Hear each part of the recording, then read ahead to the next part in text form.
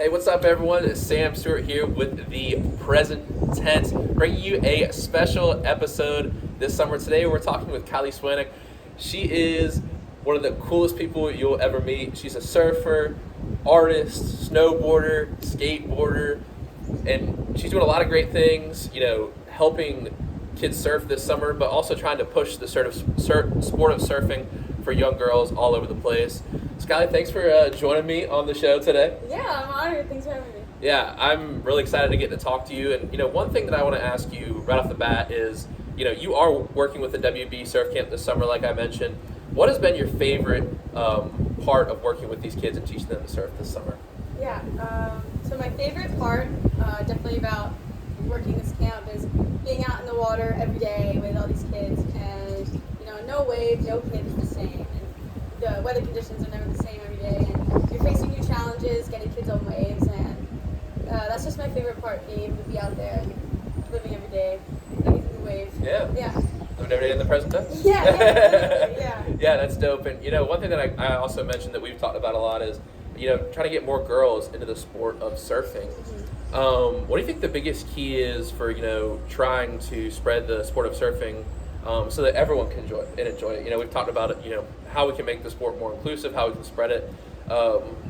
What's been the coolest part of it, being able to do that here in North Carolina this summer, teaching a lot of young girls to surf?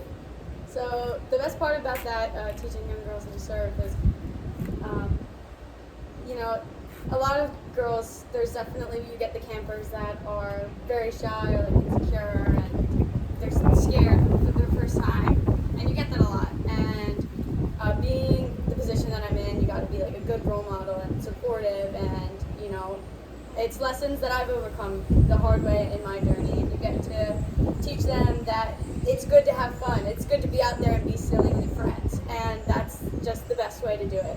How to get more girls out there, get them to go back to the water, because some kids are coming that have never seen the ocean, and you want them to have the best time so they can come back and keep the stoke. Keep the stoke. I like that. So one question that I want to ask you is, what is the biggest piece of advice that you could give to young surfers who are trying to get in the sport, who are just starting out? And obviously you run into a lot of those people working for the WB Surf Camp.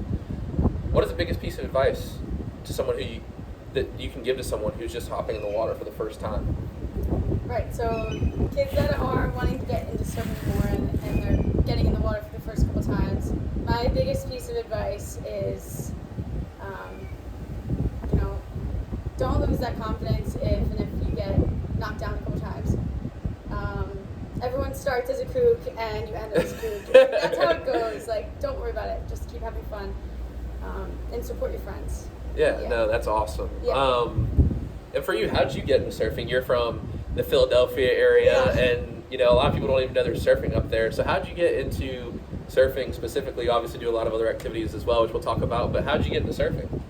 It was pretty silly. So I always wanted to be a surfer. Like, as a kid, it was something that I kind of always knew was coming to me, and like, there was one Christmas when I was like 16, I got a surfboard, a big, like 9.6 foamy. Foamy, yeah, nice. Yeah. And oh my God, I went berserk. And so I had my family take me down to like the Ocean City Pier, and I think it was like toe high. And I remember I paddled out there, and I caught my first wave. I remember like looking down at my feet, down the shore, and I was like, Mom. That's awesome. And there was a surf school that was out there too. And I remember like some other girl was out there totally ripping, doing turns in the waves on shortboard. And I like looked at her and I was like, I know exactly who I want to be. And so I think I got like 2 more days of surfing on that board. I remember I just got my license, and there were some weekends I would strap like 18 bungee cords of this 9-foot foamy on top of my like Nissan 6, driving down like Atlantic City Highway. The board was like bouncing up and down the whole way there, and I would just go out surfing by myself. And one day I was like, oh, I'm really good at this. I can ride a surfboard now. And I traded the foamy for like a 5, for like a 5'9". Whoa, that's a big jump. like a toothpick. Yeah. And I don't think I caught another wave for like two and a half years. Really? Yeah, but it was that first wave. I just kept going back to that memory, being like, gotta get a wave again just like that. And eventually I did. I kept going back, just practicing, making friends out there, finding out like what board do you ride, and kind of just examining it. Yeah. And you know, obviously there was 2 years of not getting any waves. Really? A lot of getting shacked in waves and getting pounded, but I had so much fun out there. I'm really lucky to have found like some fun friends, and that's I was awesome. really excited to go out every time. And everyone giving me pointers and just smiling. That's really cool. What's your favorite part about the sport of surfing? My favorite part about surfing is the way tacos feel after, but also, but I think just being out in the water, the joy of catching waves, man. Like, I can still remember my first wave, and that is so special. Like, there's not many sports that you can't have where you're like, I remember that first this. It's something so special that it's just a flow. It's the flow state. Yeah, it is. There's nothing like, because when you're on that wave, you're not thinking about anything else except being in the wave. Yeah, and you're totally channeling something that is way bigger than you. Yeah. Like part of something that's the entire ocean. Yeah, it's nature. I mean, and just trying to take a piece of nature and control it for just a second. Yeah. It's I don't think there's any feeling like it in any sport. Exactly, totally not. I mean, there's nothing really like it. It's amazing. And you're also a snowboarder as well. Mm-hmm. So a lot of snow up there in the Philly area around winter time. But Poconos. what? Poconos. Yeah. And did you get into that before surfing, or was that after surfing? When you got Yeah, into so snowboarding? I actually learned how to snowboard first, and I was like, I need a snowboard now, or a surfboard now. Like, I need to figure out how to do all this stuff. Yeah, which was actually pretty cool. I learned how to snowboard for the first time, like, when one of my friends invited me over to this random weekend. I didn't know how to snowboard. I don't think she knew I didn't know how to snowboard. And her cousins were like, okay, so this is your first time snowboarding. You're just going to send it down this black diamond. And I was like, okay, I got it. And I was like, shoot. Oh my God, I was so beat up. I had the best time though. Like, it just lit the biggest fire in me. That's Going awesome. fast, laughing with friends. It was so fun. No, that's sick. I think, man, the aspect of being with your friends is such a cool part. Because obviously, most sports you can do by yourself, but just being able to like share that joy with other people. Like I always say, like one quote that I heard from someone one time was that happiness is found in the presence of others. And I think when you're doing these like amazing activities, like, and you have to share that feeling, that adrenaline rush with someone else, there's nothing like it. There's nothing else like that. And one thing that we've talked about is you actually tore your MCL while snowboarding. Yeah. And what was that experience like going through that? Because obviously you're back in the saddle of snowboarding, surfing, all that, but we've talked a lot about the life lessons that you learned from that kind of period. So what was that like, and what did you kind of add to your outlook on life from that experience? That was a great experience in my life, to be honest. I tore my MCL in the middle of like swim team season 2, and it was so upsetting. Obviously, most athletes experience this kind of an injury, and the very day that it happened, I remember I called my brother and I was like, okay, I am gonna make this the best thing that ever happened to me. I tore my MCL. It was going to be a long road recovery. I couldn't snowboard the rest of the season. It was going to be a while till I could be able to do anything. And I really leaned into art and reading because I was like stuck in bed for so long. At physical therapy, I totally picked everyone's brains, just learning about like the muscles and how to get better, how to utilize just wellness in all of it. And something I really picked up was getting super strong at yoga. Okay. And that really helped, my fitness levels a ton. Like my knees, I can do things I couldn't do pre and post, like pre-MCLs. Yeah. And doing that with friends, and it's a great way to push yourself off inside or outside of the water, on or off the mountain, and you're working great muscles. And that was something that was really cool to learn. So I want to take it back for a sec because I'm very interested in that sentence that you told your brother. I want to make this the best thing that ever happened to me. Yeah. Where did that attitude come from? Was there just something inside of you, or were you just like... It was just like, it just came like to you. It just came out of my butt. Like, it was crazy out of nowhere. I was so upset, And I was up on a trip in Vermont with my friends. It was the first day I tore my MCL, and like, I could not just be upset the rest of the time. There was so much I knew that I could get out of that trip, and let alone this experience.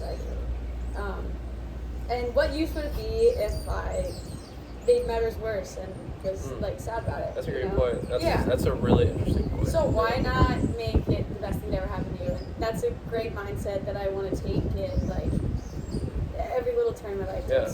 For the good things and the bad things. That's definitely something that I'm gonna hold on to. Make it the best thing that can ever happen to you. Yeah. Yeah, because I think almost sometimes we kind of like will ourselves into say this is the worst thing that could have ever happened to me. Like we want it to be like we turn it into an excuse for ourselves to feel sad for ourselves. But I love that attitude. That's awesome. And one thing that you also alluded to in that last answer was your art career. Personally, I've seen some of it up and close, up and personal. On your surfboard, you have a great mural of an octopus and a helicopter. Yeah, it's a helicopter. No, there's no helicopter. I don't know. Oh, sorry. No, there's no helicopter. Sorry. There's a skeleton riding a surfboard. Yeah, it's an octopus underneath the skeleton that's reeling in a whale. Okay, a cowgirl's whale with riding. the helicopter. Okay, there's a whale. There's a whale. Yeah, there's no helicopter. A cowgirl on a whale. All right, that's awesome. And Yeah. so you not only paint surfboards, but you paint a lot, on like a traditional canvas as well. So how'd you get into painting? Because I've seen a lot of your stuff. You're pretty talented. Thank you. So my older sister really inspired me with art. Like she was an artist. She just loved to draw. She would do like art camps, and I would just kind of be following her around. I never did any of that stuff, but I was like, oh, my older sister's doing it, I'm gonna do it too.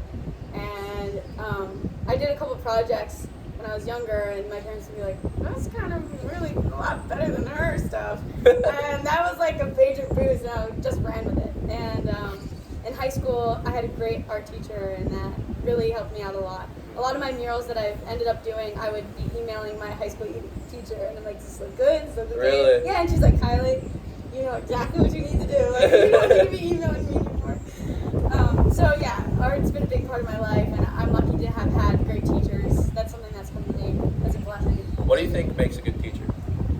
What makes a good teacher? That's a great question. Well, thank you. Yeah. What makes a great teacher is takes a lot of patience. I think that not only as like being able to have had great teachers, I've had people that have been very patient with me, and that's really great. That's something that is rare today. Someone that like pays attention to you and like takes you step by step with things. That's really important. Yeah. And I'm sure that translates a lot to, you want to teach, not only this summer, but you're talking about you may work in a surf camp next summer to when you're in the water, you want to be that patient person as well. Heck yeah, and that's hard. That's probably the hardest part about the summer. Really? Yeah, because everyone's out in pods and groups, and obviously you'll have groups that are better surfers than the other. Mm-hmm. It's so easy for the kids to look over at kids that are ripping it on shortboards and they're starting out on foaming. And you gotta have patience, and obviously you want to be surfing with them too. Yeah. And you gotta take it step by step because you're still you know that they'll get there, like eventually someday if they're having fun. There's no difference. Yeah. No, and I think one thing that's key in surfing is like I'll use Ika's quote of the day from last episode. He was like, the best surfer is the guy who's having the most fun. Yeah. And that's a great thing to remember. I also think like another important saying to remember when you're out there is comparison is the thief of all joy. So if you're maybe you see someone who's just ripping it up, but maybe you've never caught a wave, or you're trying to work on go backside. Like for the longest time this summer, I could not go backside. Like I just wanted to keep riding left, just because it was like something I was good at. Like I thought it was cool to just keep riding waves, but in fact I should have been like, okay, like I can't rip it up backside like some of these guys, but let me just catch a backside wave and just kind of ride it down the face. Like it's important to take small victories. I was in a Van Gogh exhibit like I was talking about yesterday in Raleigh. Really cool experience. But one of the things he said was that a lot of small victories are that's how great things are born, out of a lot of small victories. So Right. maybe you just catch your first wave, or maybe you go back to tide for the first time, or maybe you're working on a shorter board, you get your first wave with a shorter board, or you're in a new location. I think that's all important. You got to remember to have fun, because it's surfing. It's not life or death. It's surfing. It's super fun. I mean, if you're like Mavericks, maybe it is life or death. But out of Topps Island, you just got to have fun. You know what I mean? Yeah, you're not like learning how to surf at Mavericks. Yeah, that'd be pretty difficult. But one thing that I also wanted to piggyback on from earlier, you talking about your art, and who's your biggest inspiration as an artist? As an artist, this is something that's really interesting to talk about, because obviously I have specific paintings that I like the styles of, and there's certain artists like Andrew Wyeth is one of them. Okay. He's from kind of Philadelphia area, and he does a lot of really awesome nature and uses beautiful colors, which is something that I do. But as an artist, you're constantly trying to live up to like the person that you want to be. Like every time you're making something, you have a vision in your head. At least for me, I have a vision in my head, and I want to keep doing it until it looks exactly like this like grand idea that I have. And it's kind of almost like trying to beat your best self every single time. Yeah.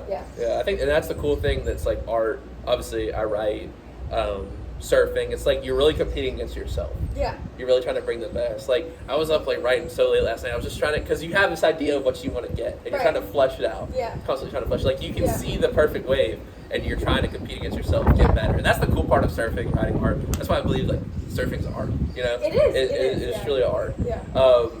Yeah, that's really interesting. Talking about your inspirations. What do you think makes great art? What makes great art? I think what makes great art is the location of it, which is really interesting. One thing that I read one time was art in a closed museum. That was it. Who's going to see it? That was something that was like I was thinking about during the pandemic and everything, when the museums were all closed and like there's all this art in there for nobody to see. And it's kind of the same thing, like if you're spending all this time making art, even if it's like a personal release for you, no one's going to be able to see it. And it's not going to be as satisfying to you, and it's not actually going to get out there until you show other people, What's like one painting that's hanging up in a museum, how many people are going to see that versus that painting and like a dining hall, like somewhere where people eat dinner, or on the side of a building where there's traffic and people walking around, like to inspire people. I think art, what makes great art is it's a grounding experience to look at. So it really brings people into the present if you like stop and look at something. Yeah. No, I think it definitely does. Yeah, so I think the location of it's really important, and you're getting it out there for people to see and feel. Yeah, no, that's really interesting, because I didn't even think about it like that. That was definitely not the direction I thought it would go. That's really cool. I would have to say I think great art tells a story. Yeah. I love the paintings that have a story. I don't know if you've ever heard of Thomas Cole, but he has these two series of paintings called The Voyage of Life, where it's this guy at different ages, like he's an infant, he's a child, and he's going down these different rivers, and they're like the river's supposed to, just kind of represent the way life is in that stage of life. Like in manhood, it's like there's like rocks and stuff, versus like in childhood, it's more of an easy path with trees and stuff. And it's interesting, and I love the kind of the story that goes along with it. I love like Van Gogh's Starry Night.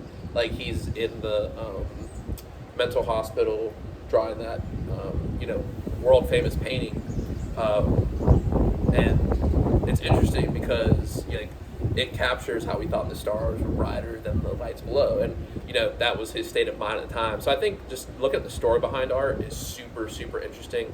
I went to the Modern Art Museum and looked at some infinity rooms by this great Japanese artist. I'm not sure how to pronounce her name, so I don't want to butcher it, but you can look it up, just infinity rooms.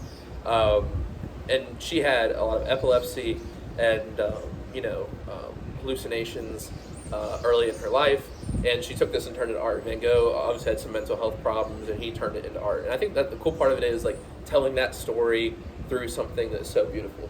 And the cool part of that is that other people can see themselves in that art. And I think that's what makes great art, is it tells a story and you can see yourself in that story? Yeah. Because we all want stuff we can relate to, and sometimes we can't quite describe it. But there's a helicopter that flies over.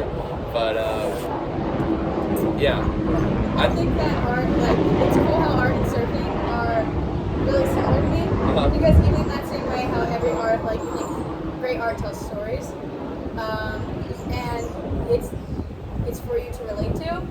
And with surfing, we all start the same. We all start the same way in some form of perspective. Yeah. And once we're all in the waves, that's like your story. That's part of your journey. Yeah. Yeah. It's interesting. And we're all kind of passing through those same times. Yeah, for Yeah. sure.